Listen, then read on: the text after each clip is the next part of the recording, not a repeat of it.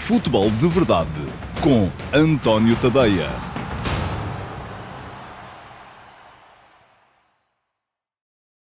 Olá a todos e sejam muito bem-vindos ao Futebol de Verdade Flash para o Benfica 3, Estoril 1. O Benfica respondeu bem à pressão colocada horas antes pelo Sporting e saiu também com 3 pontos da 25ª jornada da Liga, ainda que não possa gabar-se de uma exibição de encher o olho frente a um Estoril que nunca se rendeu, nem mesmo quando sofreu um golo a fechar a primeira parte e outro logo a abrir a segunda. Alguns dos jogadores menos utilizados e hoje lançados por Roger Schmidt deixaram boas indicações, mas nem com 2 golos de vantagem os encarnados foram claramente impositivos, tendo permitido que os canarinhos estivessem na mão de cima por mais de metade do segundo tempo, ainda que sempre sem resultados práticos.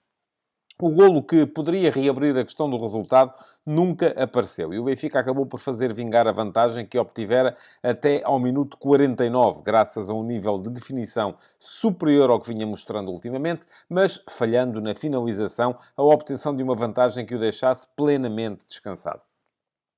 Coxo, mais uma vez a jogar como terceiro médio, colocou os companheiros com frequência em situações privilegiadas e à frente, Neres no arranque do jogo e Tiago Gouveia durante toda a partida foram sendo os desequilibradores e a garantia de vitória de uma equipa que abdicou hoje de Rafa e Di Maria, provavelmente para os recuperar para quinta-feira, e que só fez entrar João Neves a 10 minutos do fim.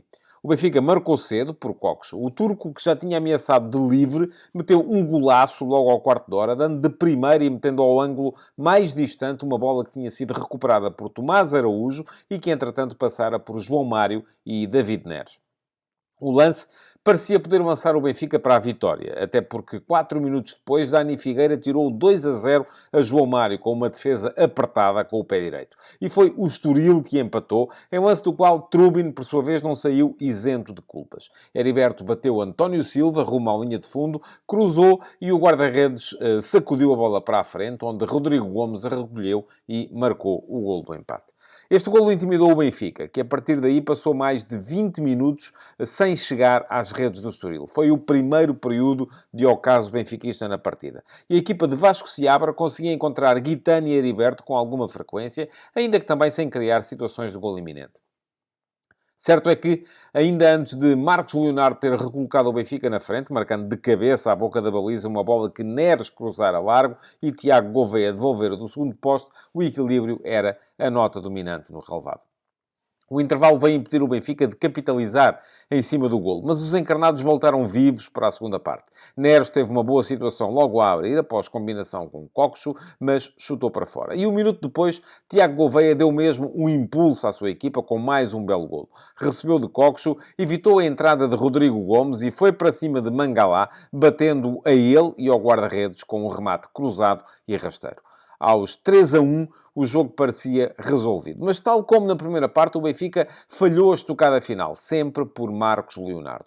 O atacante brasileiro, que hoje se estreou como titular, recolheu aos 62 minutos um mau passe na saída de bola do Estoril, mas rematou para Dani Figueira. E 3 minutos depois, após uma boa jogada de Orsnes à linha, forçou mais uma grande intervenção do guardião estorilista. Acabou aí o Benfica, que entrou então no seu segundo período de ocaso e não rematou entre o minuto 65 e um tiro de João Neves à barra, já ao minuto 90.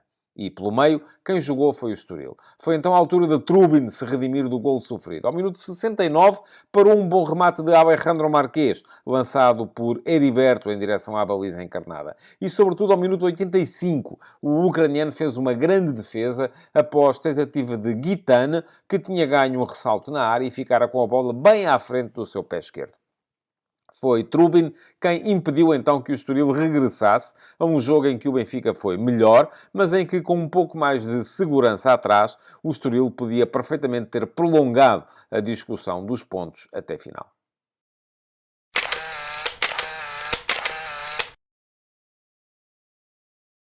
E cá está a fotografia tática deste Benfica-Estoril. Roger Schmidt fez 5 alterações relativamente ao 11 que tinha empatado a 2 bolas com o Rangers na última quinta-feira em partida da Liga Europa. Otamendi, que estava castigado, não podia, portanto, jogar, cedeu a posição no centro da defesa a Tomás Araújo.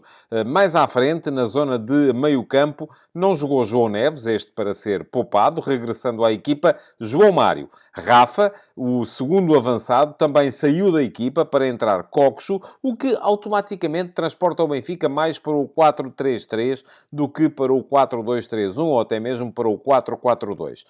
Mais à frente ainda, Di Maria não jogou, foi poupado, entrando na equipa Tiago Gouveia, e o ponta de lança, Artur Cabral, cedeu também a sua posição ao seu compatriota Marcos Leonardo. Sendo assim, o Benfica apresentou-se no seu habitual 4-2-3-1, ainda que transfigurado no tal 4-3-3, devido à tendência de Coxo para recuar para próximo dos outros dois médios. Trubin foi o guarda-redes. Na defesa, Bá jogou à direita. Orsnes voltou a ser lateral esquerdo. E os centrais eram António Silva e Tomás Araújo. Tomás Araújo mais sobre o lado direito. António Silva, desta vez, mais sobre a esquerda, na posição que habitualmente é de Otamendi. Mais à frente, dois médios a ajudarem na saída de bola, Florentino e João Mário. Coxo, que na posição de Rafa, ou na vaga de Rafa, é melhor dizer assim, não aparecia tão próximo do ponta de lança, mas sim mais perto dos dois médios e muitas vezes a vir também buscar o jogo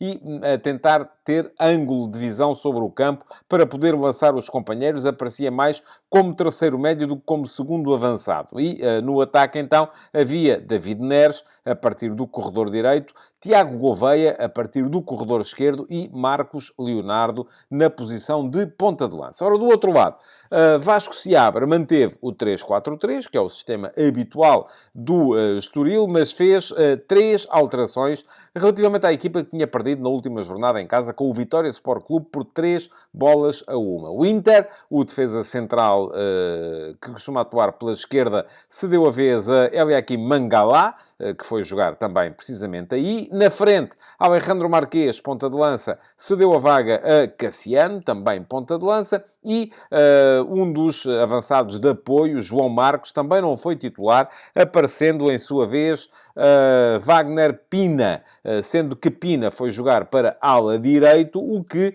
levou à passagem de Rodrigo Gomes da direita para a esquerda e à subida de Heriberto, que nesse jogo contra o Vitória tinha sido ala esquerdo, para o trio de ataque. Mas, olhando para a equipa, ela dispôs-se no campo assim. Dani Figueira foi o guarda-redes, depois tripla de centrais, com João Basso a atuar como central direito, Mangalá como central esquerdo e Bernardo Vital como central do meio. Mais à frente, dupla de médios formada por Vinícius Janoncelo e Mateus Fernandes. Wagner Pina foi o ala direito e Rodrigo Gomes o ala esquerdo. E no ataque, Guitane aparecia mais sobre o lado direito, Cassiano era o avançado de centro e Heriberto surgia mais sobre a esquerda. O Estoril desdobrava-se depois nas suas normais, nos seus normais posicionamentos, eram o 5-4-1 quando a equipa defendia, porque Guitane ia fechar o corredor direito à frente de Pina e Heriberto ia fechar o corredor esquerdo à frente de Rodrigo Gomes, mas ofensivamente aparecia muitas vezes numa espécie de 4-3-3, porque Mateus Fernandes, um dos médios, baixava para fazer saída de bola a partir da posição de lateral esquerdo, o que quer dizer que o Estoril saía quase sempre a 4, com João Basso mais sobre a direita, Bernardo Vital e Mangalá sobre o corredor central e Mateus Fernandes sobre a esquerda. Isto deixava Zanoncelo como médio de mais posicional, uma espécie de vértice mais recuado de um triângulo que depois incluía quase sempre os dois avançados de apoio. Guitane e Heriberto baixavam muito para atuarem por ali, embora no lado esquerdo muitas vezes Heriberto aparecesse aberto junto à linha e fosse Rodrigo Gomes a vir em diagonais, porque jogava de pé trocado, a vir em diagonais da esquerda para o meio e surgisse ele a formar o tal trio de meio campo, juntamente com Zanoncelo e Guitane. Wagner Pina atacava pelo corredor direito, Cassiano era o avançado de centro e Rodrigo Gomes ou Heriberto, lá está, consoante eles escolhessem ir um por dentro e outro por fora, aparecia junto à linha também do lado esquerdo. Ora, o primeiro a mexer foi Vasco Seabra, que ao minuto 69 trocou de ponta de lança, o mais possante Cassiano pelo mais técnico e capaz de dialogar com a equipa, que é Alejandro Marquês. Depois, ao minuto 75, foi o Benfica quem mexeu. Roger Schmidt trocou Marcos Leonardo por Artur Cabral, ponta ponta de lança por ponta de lança, e David Neres por Benjamin Rolaiser, que foi jogar também para o lado direito do ataque, onde estava David Neres. Ao minuto 77, o Estoril trocou Wagner Pina por Tiago Araújo. Tiago Araújo foi jogar para a esquerda, onde estava Rodrigo Gomes, e Rodrigo Gomes voltou à sua posição de ala direito. Portanto, ficou o Tiago Araújo a jogar como ala esquerdo. Ao minuto 80, voltou a mexer Schmidt, trocando Coxo por João Neves, o que levou a que João Mário avançasse para a posição anteriormente desempenhada por Coxo, e João Neves ficou com Florentino a fazer a dupla de médios que auxiliava os centrais na saída de bola.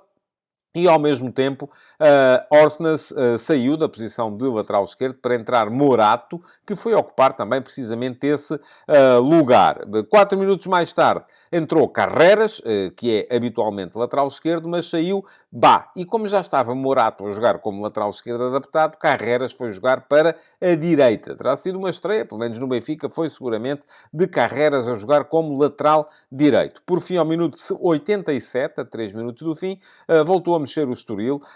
Zanoncelo saiu para entrar Michel Costa, também para a zona do meio-campo. Guitane trocou com Fabrício, que foi jogar também como avançado pela direita, e Heriberto cedeu a sua posição a João Marcos, que foi atacar pelo flanco esquerdo, no apoio então à ponta de lança, que era Alejandro Marques.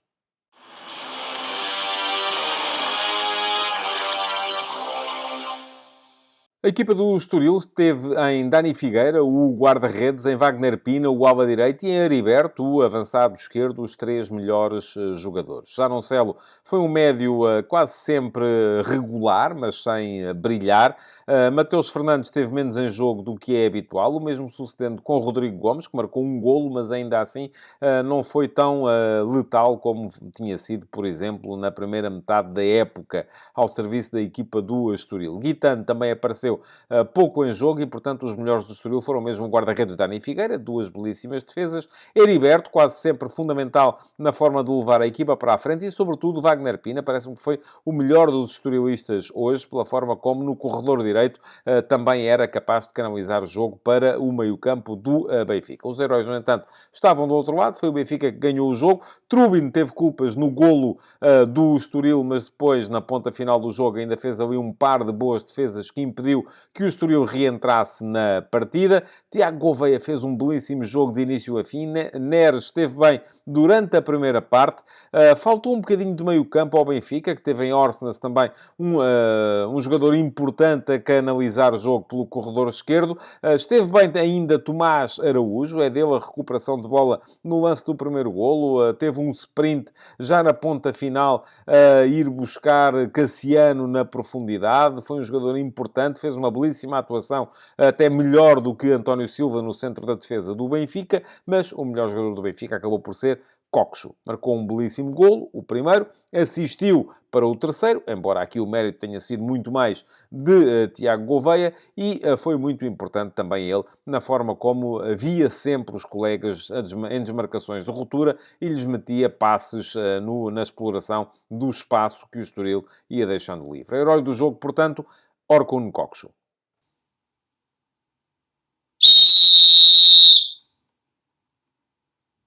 A arbitragem de Manuel de Oliveira teve um erro grave, que foi o não assinalar de uma grande penalidade a favor do Benfica ao minuto 65, quando Mangalá primeiro atingiu o pé esquerdo de Marcos Leonardo com uma entrada perigosa de pé esquerdo e de sola, no momento em que Marcos Leonardo se preparava para rematar, e acabou por rematar, porque Dani Figueira defendeu esse remate, e depois, no seguimento do carrinho, mas com a bola ainda em jogo, acabou com a outra perna, com a perna direita, por derrubar Marcos Leonardo. Portanto, foi uma falta cometida 2 vezes. Ora, Manuel de Oliveira foi chamado pelo VAR para ver as imagens, sinal de que o VAR achava que havia ali um erro claro e óbvio, e portanto o chamou para analisar, mas não se deixou convencer e acabou por anunciar, aliás, inclusive anunciou no seguimento desta medida que esta jornada estreou na Liga Portuguesa, em que os espectadores podem ouvir o árbitro a justificar as suas decisões, e Manuel Oliveira anunciou ao público que não teria havido qualquer falta. Mas enganou-se, houve mesmo falta e era grande penalidade a favor do Benfica. Na altura poderia ter sido o 4-1 que acabava com a conversa relativamente à discussão do jogo. Antes disso, o Benfica já tinha pedido uma grande penalidade ao minuto 19, quando o remate de Coxo foi bater no antebraço de Wagner Pina, mas este tinha o braço dobrado à frente do abdômen, portanto não havia lugar à marcação de qualquer falta. Esteve aí bem Manuel Oliveira, que no entanto teve a sua arbitragem inapelavelmente prejudicada pelo erro cometido ao minuto 65, quando não marcou a tal grande penalidade de Mangalá sobre Marcos Leonardo. Futebol de Verdade